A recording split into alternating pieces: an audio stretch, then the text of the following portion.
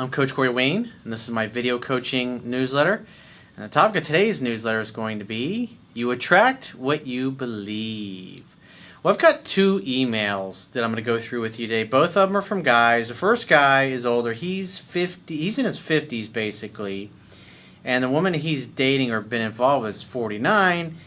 And she's not really capable of having a monogamous relationship. She's kind of come into her own sexuality at 49, and she's really, for the first time in her life, becoming comfortable in her body, but she's not really great girlfriend material. And the second email is from a guy who, he was dating this girl. She was cheating on him. She's cheating on other people, other dudes that she had dated before him, prior to him, after him.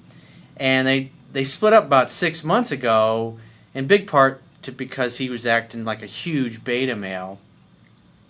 And he's run into her a couple times in the past 6 months because he's like, hey, I'm not interested in being friends. But he hasn't seen any kind of indication or any evidence from her that she's interested in rekindling anything. She's in therapy now, and he's found this out through multiple people. And so he's dating and sleeping with other women, but this woman is still in the back of his mind. And the reason why I pulled out these two particular emails is a lot of times, like when I'm going through an email or a situation that somebody's in, it's like trying to take like a 50,000-foot view of like what's really going on beyond the women that they're involved with. They want them back. They want something more that's going. It's the point I wanted to make about these particular situations. It's like these guys, and I talk about this a lot, because as human beings we tend to behave in ways that are consistent with how we view ourselves to be. And most people tend to be like totally unconscious in how they go about life, and how like certain people come in and out of their lives, or certain situations come in and out of their lives. And the idea, as you go through things in life, you have relationships come and go, you have people come and go, friends come and go, careers come and go, jobs come and go. And the idea is to learn from those situations. And the average person doesn't really realize how their thoughts, their emotions, and their feelings influence not only their behavior, but the kind of people and circumstances that they attract into their lives. And unless some people really get to understand that, it's like they always tend to be kind of a victim of circumstance, if you will. Kind of like if you ever saw that old Three Stooges from the 30s and the 40s. Curly used to say, I'm a victim of circumstance. Which, when I was a kid growing up, those were really great. And what was interesting is before I sat down to shoot this video, I was listening to some music, and a song came on. Because we're basically, in a couple of months, is like the 20-year anniversary of when I got married. And so I was listening to this song by the Wallflowers called One Headlight. And there was a line in the song, and I think I might have talked about this in the past in a previous video, but there's a line in the song where he talks about there's got to be something better than in the middle. And I remember this song was on, and it was right after I had run into this girl I hadn't seen in like 10 years at that time, who I was totally in love with in high school, but she happened to have a boyfriend. And after, she was a year ahead of me, she graduated and went off to college. I never thought anything of it because she had a boyfriend, so she wasn't available. And we'd become friends that last year she was around, when she was a senior and I was a junior.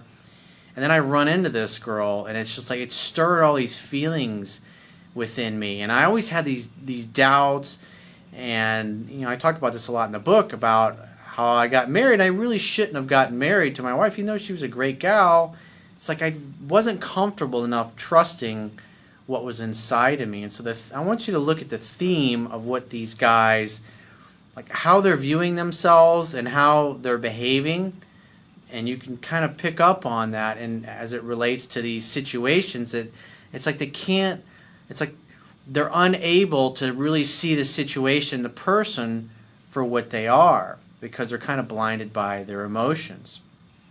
And if you don't understand how your emotions and your feelings affect you, and how your belief system affects you, you tend to constantly attract the same kinds of people and the same kinds of situations. That's the universe's way of saying, it's like until you transcend something, until it no longer has a power over you, until you're able to move beyond it as opposed to things just seemingly happening to you. It's like the same shit keeps happening over and over and over again.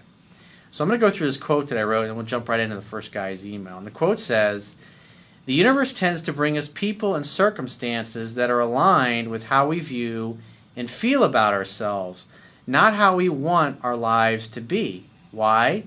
So we can become self-aware of our own thoughts, feelings, and beliefs, and to ultimately transcend any limiting and false views we hold about ourselves.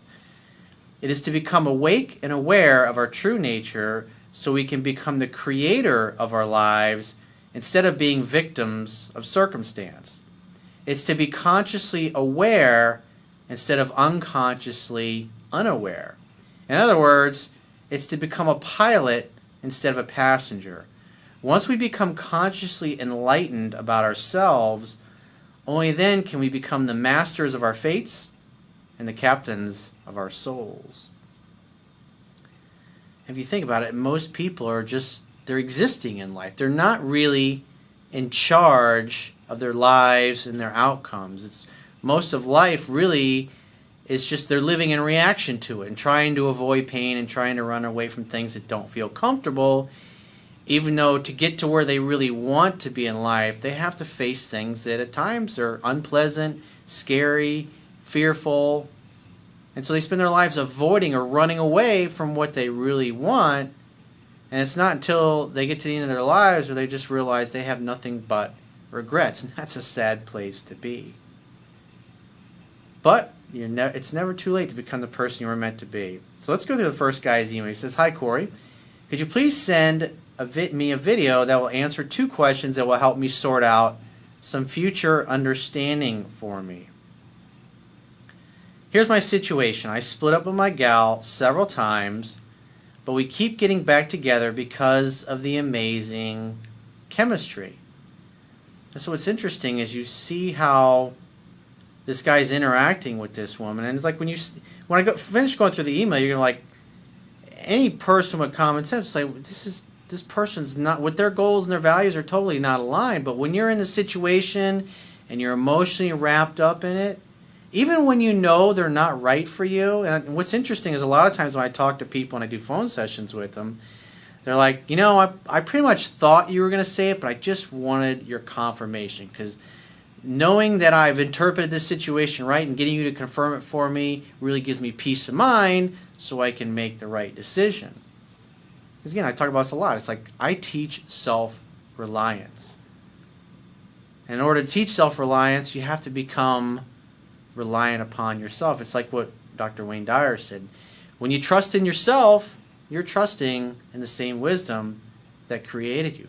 But how many people in the world really trust themselves? How many people really trust their heart, their intuition, and what feels right? Most people are always looking for validation that they're making the right decision or have the right people in their life based on what everybody else tells them. So they're always trying to conform to somebody else's worldview or the way they think this should be, and they just completely ignore the fact that inside their heart is just fucking screaming at them on the inside.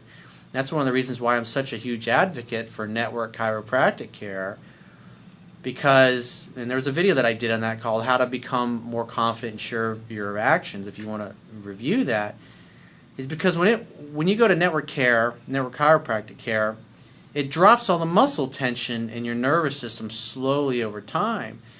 And it's like, in essence, it's kind of like turning your power on, so to speak, because when you're not comfortable listening to what you feel on the inside, and that you start to experience that from the time you're a child, and the older you get, the more that gets locked into your nervous system and your physiology is muscle tension. In essence, you kind of become numb to that. You kind of become numb to what you feel on the inside. But network care like reawakens you to what's already there.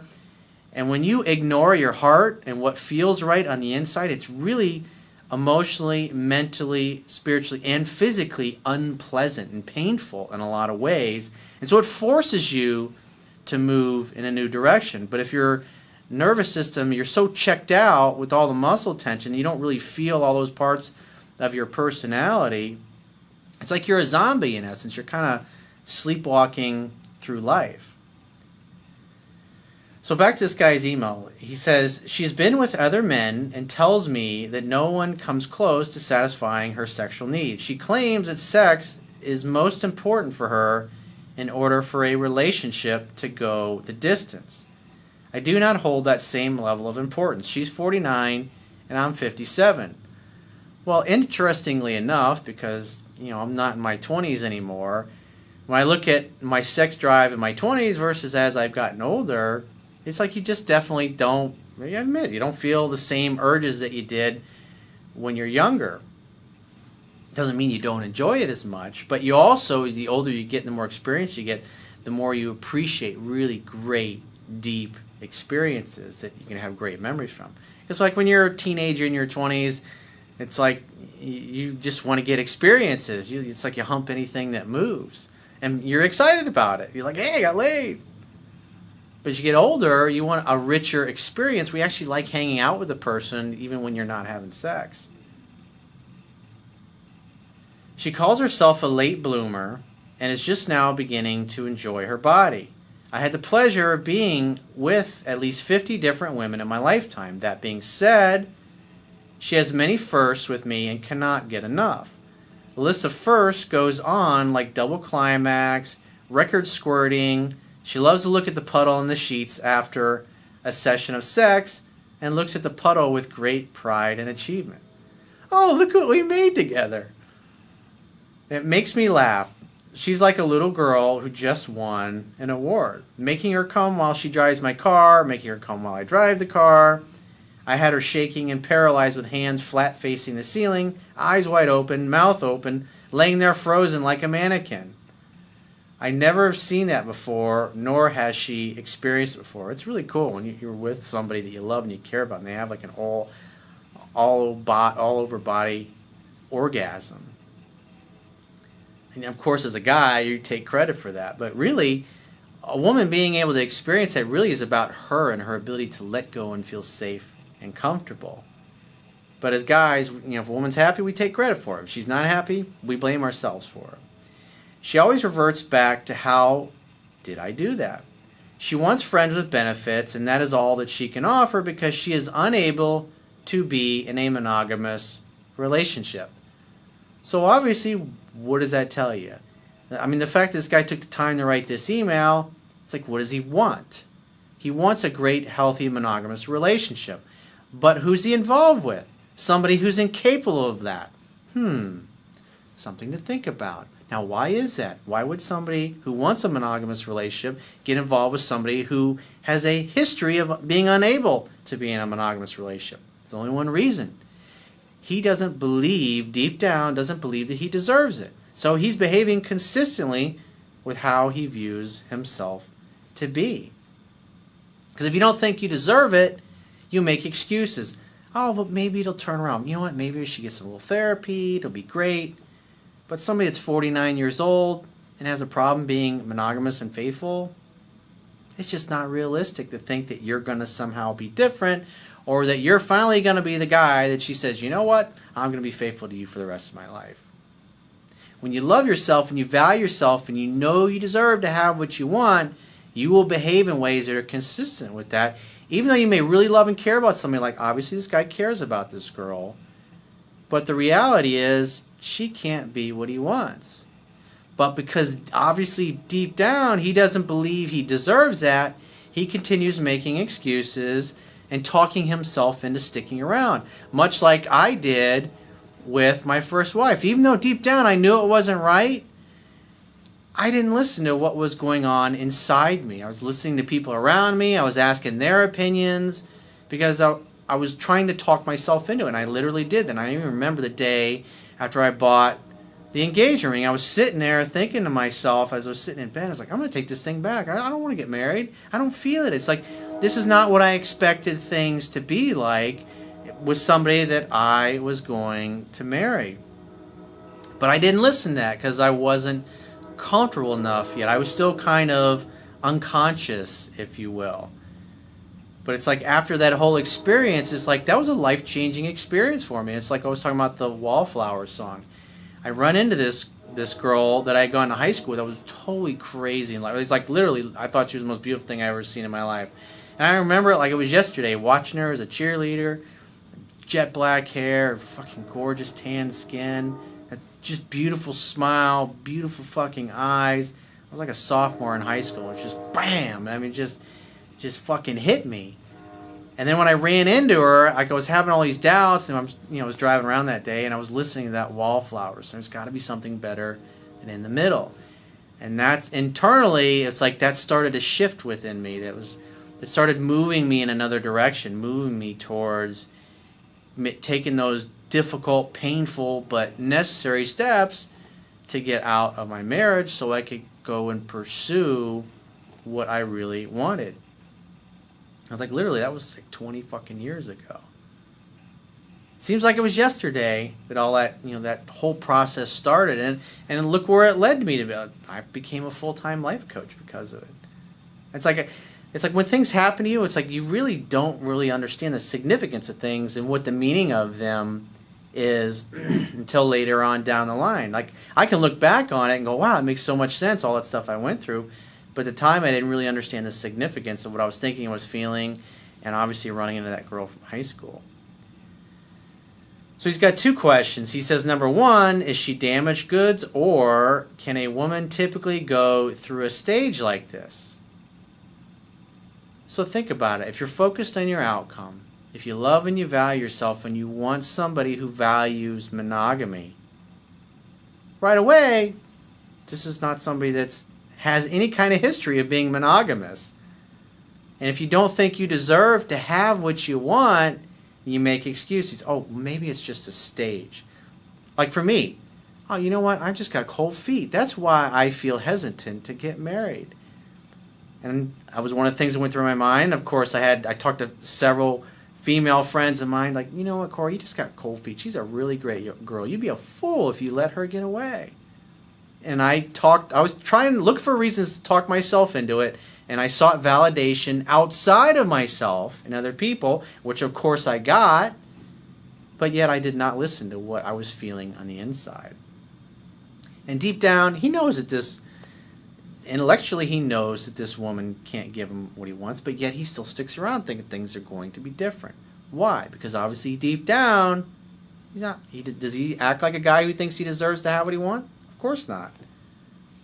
Number two, how much importance should be placed on sex in a relationship? Well, here's the deal. When a woman's head over heels in love with you, she wants your attention all the time. She wants to be as close to you as much as she can. She'll want to be, it's like when you go to bed at night, she'll want to have some part of her body in contact with you. And when a woman's happy, head over heels in love, she's going to want to have sex all the time if she's normal and she's healthy. But as she falls out of love and as she loses interest in those things. As a woman doesn't feel sex anymore, what happens? She doesn't wear as much makeup. She doesn't take care of her body as much. She tends to cut all her hair off. Tends to start wearing baggy, non-sexual type clothes. But if she's happy and she's in love, she's going to want those things. And obviously he wants to feel, because the number one most important thing to men in a relationship, a long-term relationship, is loyalty. And so obviously he wants loyalty, but he's with somebody who's incapable of that. And because of that, that's going to cause him always to hold back, because he knows that she's not a loyal person, but he wants that. That's important to him. The idea is to recognize, why is he attracted to somebody like this? Why does he stay involved with somebody like this? And you or I, we can look at this situation and we're not attached to it emotionally and say, you're wasting your time with this girl. And that's the reality of it. You're wasting your time with somebody who just cannot give you what you want. And you got to see that for what it is. And you got to recognize that you're behaving like somebody who doesn't believe he deserves to have what he wants. And as long as you stay with somebody like this, it's a self-fulfilling prophecy. Because then you can go, gosh darn, I got this great girl, we did all this great chemistry, the sex is amazing, we make up and break up, but yet she has a problem she doesn't want to be monogamous. She wants to explore. Should I wait and stick it out? Fuck no, get the hell out of there. Because the longer you stay involved with somebody like this, the longer you're going to be kept from what you want. It's like those moments of decision. You just say, enough of this. I'm not going to behave in ways that are consistent with who I know I'm capable of being. And it's like, as painful as it was, I finally made a decision to end my marriage because it didn't feel right. It never felt right. But I talked myself into it. All of us do that on some level in some areas of our lives. And the key is, once we become aware of that, we become aware of how our beliefs and our thoughts and our feelings influence our behavior, it's only then, it's like recognizing that there's a problem. And that once we acknowledge it, then we can do something about it. But if we act like there is no problem, then we just keep behaving the way we behave. So let's go through the second guy's email. He says, "Hi, Coach. I'm really hoping you'll consider my email for one of your coaching newsletters." Well, congratulations. I'll get straight to the point. I met a woman at the end of 2014. We hit it off straight away, hooked up that night, and started dating. It was great the first 3 months, and she said she was falling for me in the first 3 weeks. It's kind of like right out of a movie, right out of a romance novel. It's the way they say it's supposed to be, right?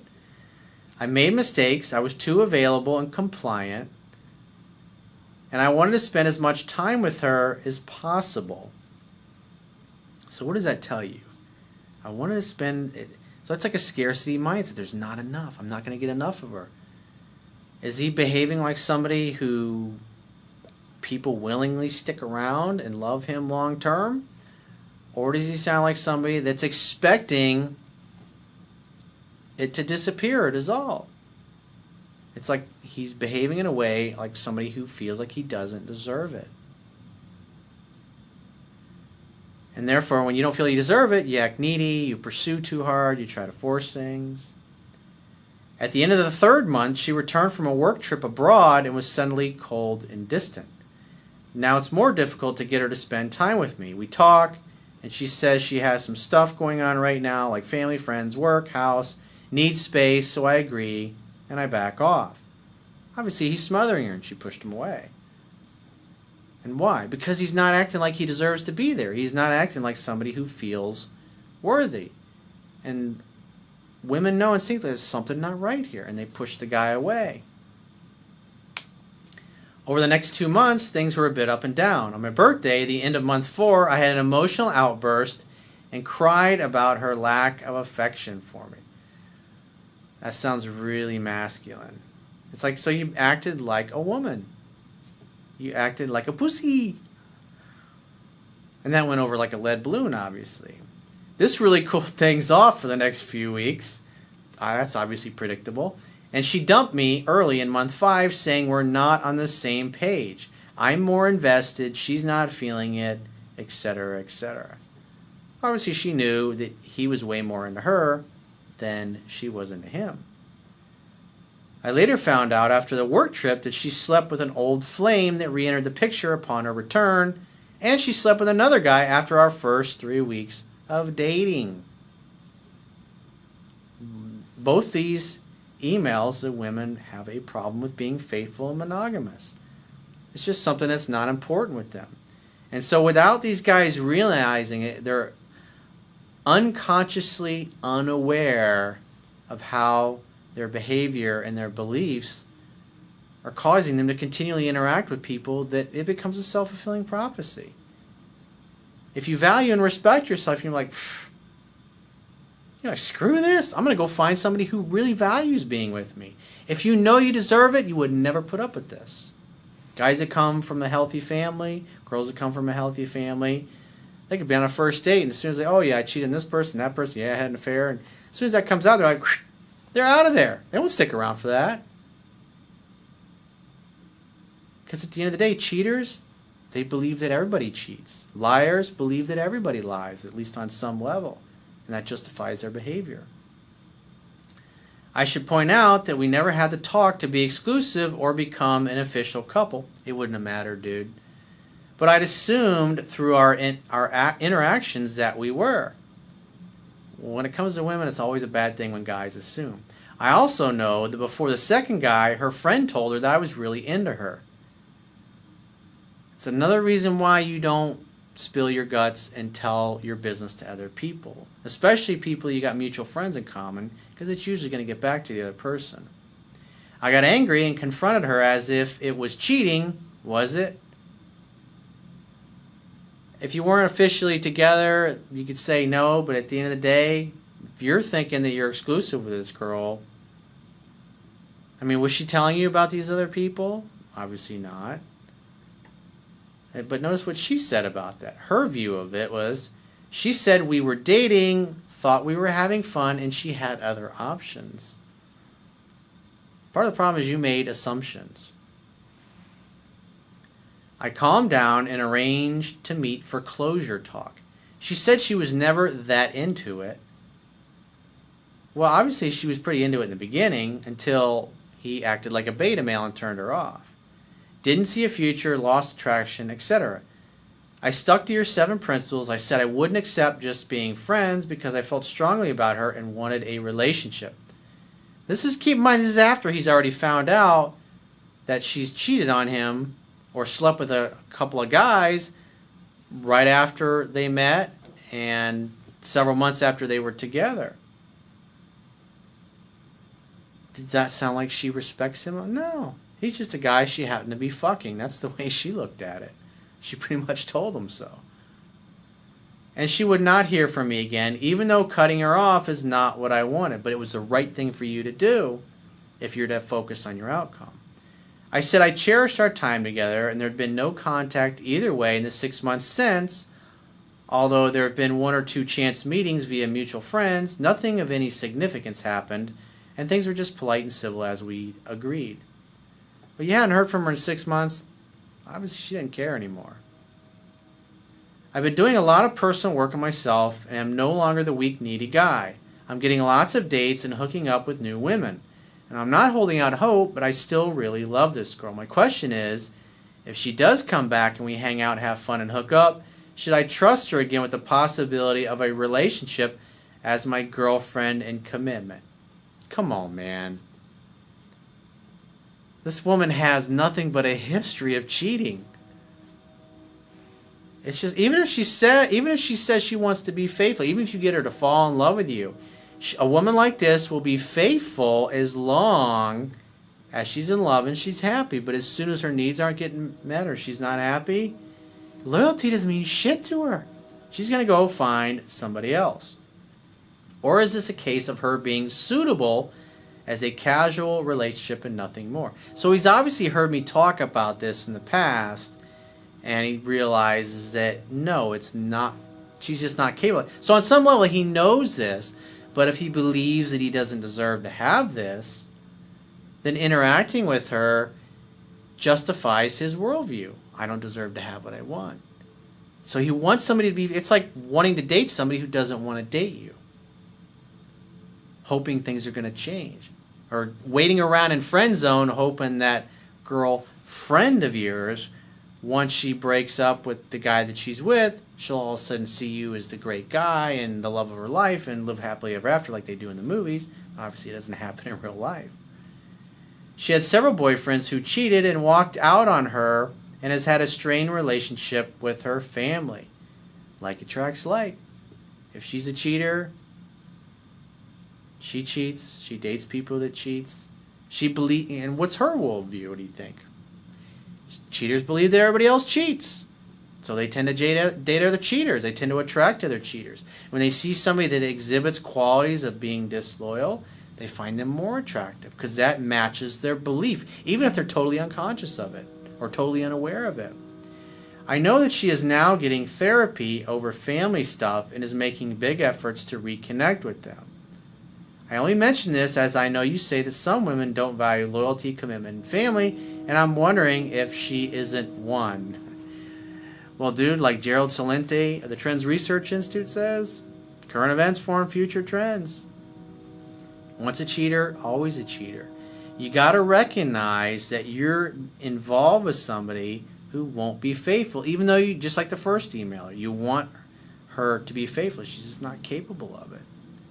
So the only thing you can do is, you've already walked away, you just have to accept reality. And you got to keep grinding. You got to keep moving forward and until you meet somebody that knocks your socks off, you're still going to wonder about her, and you're still going to hope it's going to turn things around. So it's not easy to go for the things that you want in life. It's hard to go for the career that you really want. It's hard to go and create the business that you've always wanted. It's hard to walk away from these difficult situations when you're with somebody who's great in so many ways, but they're not what you really want, and to let them go and to move off into the unknown and wonder, is this going to work out? Is the next person that comes along going to be better than the last person? Or what happens if they're worse? I mean, these are the things that I went through when I was deciding to leave my wife. I was fearful. I'd looked at my at least my experiences that I'd had at that point up until my life. I was 26, 27 years old. And my wife she was the greatest girl I'd ever dated up until that point in my life, even though she wasn't everything that I had wanted, but I talked myself into it. And that's what most people do. We talk ourselves into settling. We talk ourselves, and the only reason that we put up with it is because deep down we don't feel like we deserve it. And the average person is not aware of how that belief of not feeling like you're worthy. It's like for me, growing up in a family where there were no I love yous, there were no hugs, there were no attaboys, there were no I'm proud of you. There were just a lot of yelling, verbal abuse, physical abuse, or just being completely ignored. So you grow up and you have nothing but doubts within yourself. And you're full of fear. You wonder if things are going to work out for you. You start to think that you don't deserve to have what you want, or that you're not worthy of loved, or there's something wrong with you, you're not lovable, you're not loved, you don't feel worthy. And when you believe that, and you've wanted love your whole life, and you grow up and you become an adult, and you want that more than anything, but you have nothing but decades of not getting that. And then women come along like this, and you're interactions with them and your reality of being with them makes you feel exactly like the background or where you came from. So it makes sense. It's like life really hasn't changed much for you. And so you look and you go, gee, why is this always happening? Why do all the girls that I want never want me? And why is it the girls I really don't care about, they won't leave me the fuck alone? I didn't get that. And it wasn't until I was 30, 31 years old that I got to experience that for the first time. But it's because I got to the point where it's like, I remember, because people do more to avoid pain than they do to gain pleasure. And it's like I looked at the pain of the divorce and the expense and all that and the embarrassment of it. I mean, it's embarrassing to go tell your family, yeah, I know I just got married last year, but hey, we're getting a divorce. So you tell all your friends that. You figure they're going to laugh at you. You know, everybody that you work with, oh, why don't you work it out? Like, because everybody wants you to be like them. It's a difficult thing to do that. But I made a promise to myself. I got to the point where I was like, I've had enough of this. And for the guys that have written both these emails, you got to get to a place where you're just fucking tired of it. You're tired of things being this way.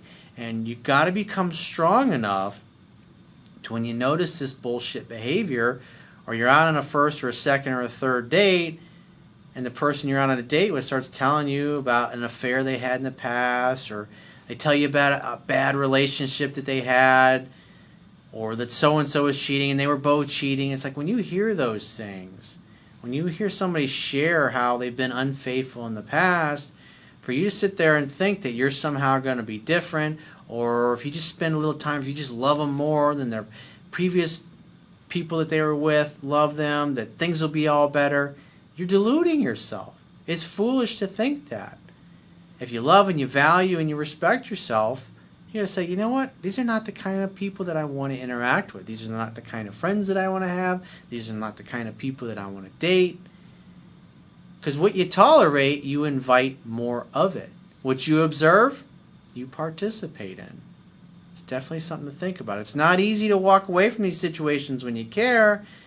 But the reality is these guys are interacting with women that make them feel exactly how they view themselves to be, that they don't deserve it. And it's recognizing that that is their tendency because of the background, their history, their upbringing, everything they've experienced. But again, once you're aware of that, once you're aware of how your beliefs have influenced your behavior, it's only then can you walk away from it. It's just like me. I was thinking to myself, I was lying to myself. I can't do this. I can't be married to this person. I can't have kids. I can't start a family with her. I'm not going to live. I can't live this lie anymore. It was tearing me up inside. And I finally became strong enough to walk away from it. It was the best thing that I ever did, even though it was excruciatingly painful. And the divorce took a couple of years to go through. It was like 2 or 3 years of things sucking ass with that situation. It's like I didn't even date for 6 months after I left my wife. I just wanted to focus on myself, and I made a promise. I said I'll never get married again. I've come close several times, but I've learned to trust my intuition. And the older I've gotten, and the more I've learned to trust my intuition in business, in my personal life, my friendships that I have, and just how I live and the way I believe and the way I act, the more comfortable I am. The less you try to live your life according to other people's expectations, and the more you listen to what's on the inside, the better things are going to be. Got it? Like Wayne Dyer said, when you trust in yourself, you're trusting in the same wisdom that created you. So if you'd like to get my help personally, go to my website, click the products tab at the top of your screen on any page on my website, and book whichever coaching option works best for you. And I will talk to you soon.